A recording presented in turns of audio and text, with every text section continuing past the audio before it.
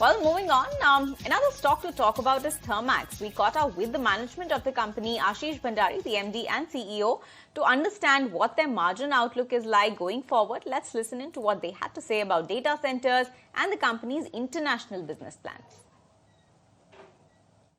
If I look at the Western markets, US interestingly driven by data centers and also by our chemicals business is actually a very, very exciting place for Thermax. And in some of our cooling solutions, the kinds of capabilities we can bring to the US market are very, very unique.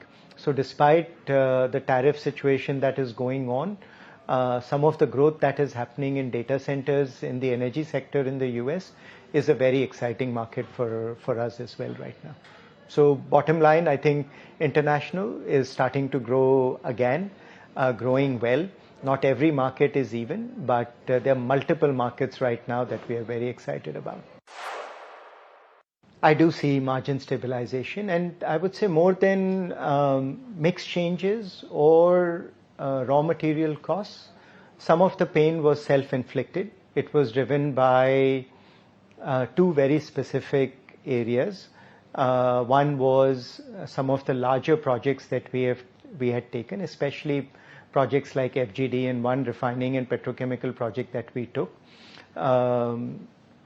We didn't execute them as well as we should have, and we have learned a lot, through that whole experience.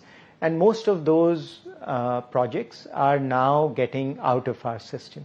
Of the backlog that Thermax has, which is more than 12,000 crores now, only about 500 odd crores is of these kinds of projects that remain.